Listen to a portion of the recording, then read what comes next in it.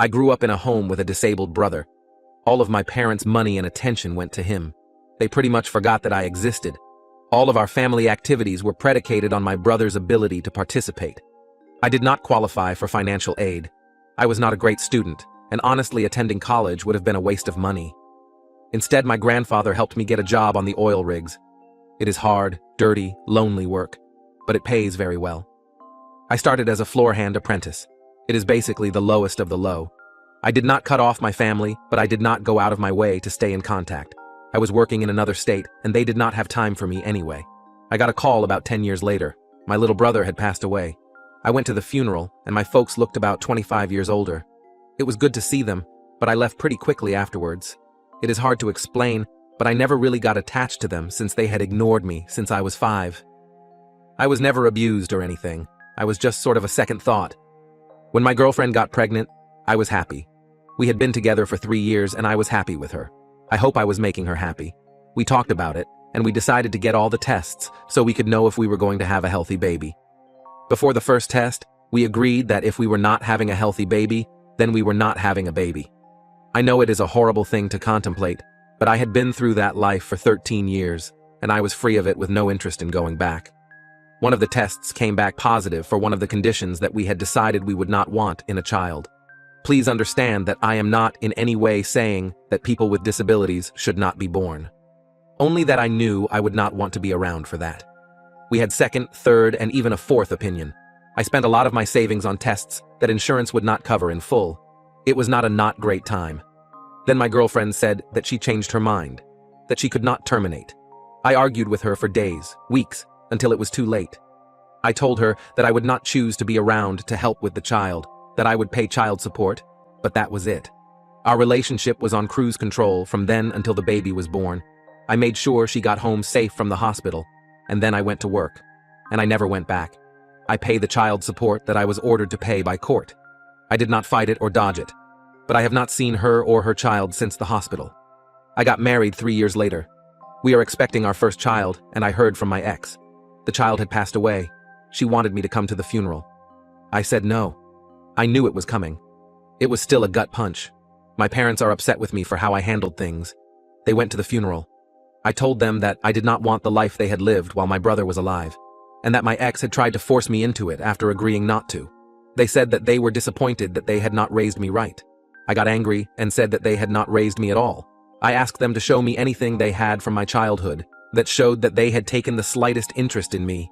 They said that wasn't fair because they had to care for my brother. I just said that was my point and hung up. I feel like shit about the whole thing, but my ex knew how I felt and why. To this day, I do not understand why she changed her mind. My wife and I talked before getting married and made the same decision. And thank God, we did not have to make it. But she understood how I felt. Her mom and dad talked to us about it, and they told us that we had to do what was best for us. I had told them everything about my past that was relevant to my relationship with their daughter. Sorry for rambling, but I guess I am just trying to put all my thoughts down while I have the courage to ask. Aita? Story 2. The women at my job made a list of the hottest guys and left me off of it. I posted this in another sub, but I was told it didn't fit, so I'm posting it here. So here's the deal. I 20 work at a store part-time while I'm attending classes. There, a total of 21 of us who work at this store, 13 girls, 8 guys, and we're all around the same age.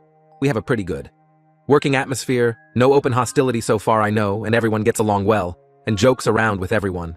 Though I will say, the guys and girls do tend to stick together more. As for me, I'm fairly well liked by everyone. I try and be pleasant to everyone I work with because who needs an asshole coworker? Unfortunately, here's where things go bad. One of the guys who work us, Chris Tumchi Threem, is dating one of the girls in the store, Ashley Wenwev. Chris was apparently beasing on her phone when he came across the girls' group chat. He said it was mostly girl talk, but he found a list ranking all of the guys in the store by their hotness. He had a laugh about it and screenshotted it to send to our group chat. Everyone saw it and had a laugh at the rankings. The guy at the top, Chad Pui, kept sending crown emojis. Then everyone noticed I wasn't there. I didn't look at the chat till later since I was with my parents at the time and had it on mute. When I saw I wasn't on the list, it was like I was slapped across the face. And the worst part of this? The list was out of 10, and they included the 3 delivery guys who drop off stuff and some of the girls flirt with. This crushed me in a way I don't think I've ever been crushed before. It's like, damn, I'm that much of a hideous monster that I'm not worthy of being ranked. I spent the rest of my day being miserable and not talking to anyone. When I wasn't responding to the chat, the guys all tried to hit me up individually, but I didn't respond. I looked into the chat, and the guys were starting to be pissed on my behalf, which I definitely didn't want. I decided to call in sick the next day, and when I didn't show up, apparently it all came out into the open. The girls at the store started messaging me, apologizing to me, and making all kinds of excuses. Quite frankly, I didn't care. I decided to face the music the next day and suck it up at work. When I walked into work, the atmosphere was a lot more tense than it usually was. Becky, who is the assistant manager and was on the group chat, pulled me to the side and asked if we could talk. I said, okay. She apologized on behalf of everyone in the chat and said that the list was not serious. It was girl talk and not meant to be seen outside the chat. She said that everyone, especially the woman at the store, like me for far more valuable things than simply how I look, and that if it were a list of nicest guys in the store, I'd be number one. I couldn't help but feel like this was damage control and being friend-zoned all in one motion. I said thank you, but I'm past it and I don't want anyone's pity, and I went about my day. Of course, I did end up getting that pity with a lot of the guys coming over to talk to me, and some of the girls as well. I got so fed up I went to the manager and asked to go home early. She agreed because she kinda knew what was going on. This was all about 5 days ago, and since then, everyone at the store has been trying to get me to talk, but I haven't gone back. I don't want pity, and I don't want sympathy. If they think I'm ugly, then fine. But don't try and justify it or make me feel better about it. The reason I'm here is because I need advice on how to navigate the situation at my job and with my friends. How do I tell everyone to basically leave me alone and not pity me? Because honestly, I'm leaning towards just quitting. Edit. Hey everyone, I'm reading your comments and I thank everyone for their input, the tough love and all. I just wanted to pop in here and say one thing. I didn't feel entitled to them thinking I was hot. I don't feel entitled to sex or whatever from them. I'm not a nice guy or an incel. The reason I was upset is because them leaving me off the list for relative strangers felt pretty cruel and messed up. I don't know how to describe it. Like, I guess it sucks, I'm not attractive to them. But being left off entirely felt like a step too far. Update. Hey everyone, I'm back and boy do I have an update for you. I can't believe this situation exploded so much. There was a fight, arrests, and I think someone might be getting divorced. Okay, not really. People wanted to know how I was doing, so I decided I'd just make an update. I just wanted to clear up a few things. First, I didn't care necessarily if they found me ugly or whatever. I just felt like being left off the list was a deliberate slap in the face. I didn't or don't feel entitled to anything.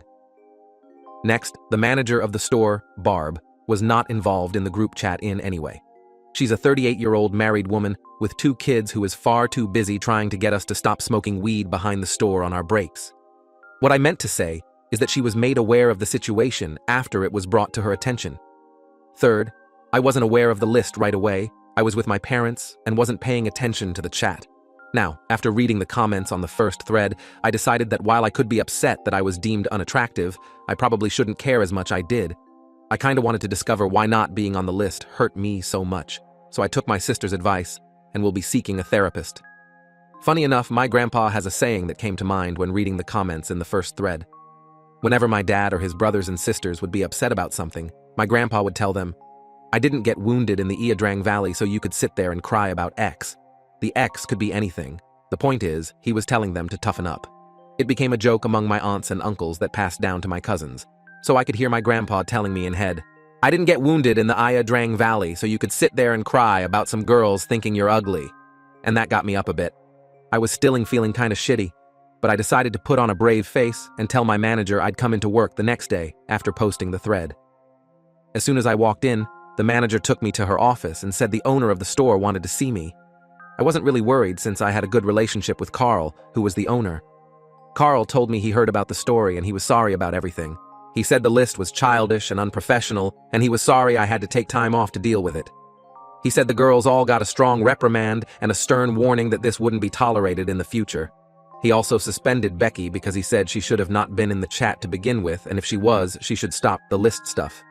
He also emphasized that he told everyone that he hadn't talked to me yet, and that he wasn't punishing anyone because I asked for it.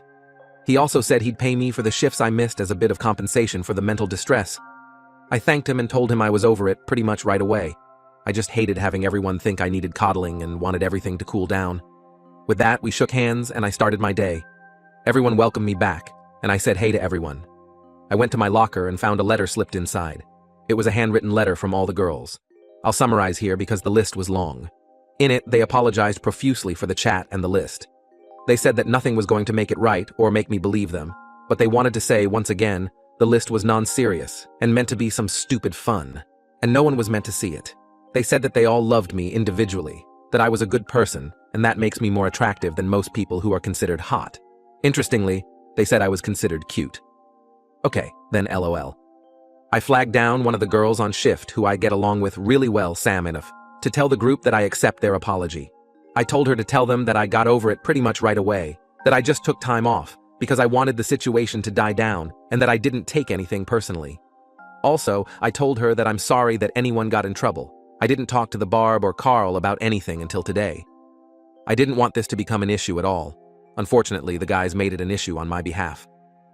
Sam apologized again and told me she'd tell everyone. And that's that. Sorry if this was not the explosive post you all were looking for.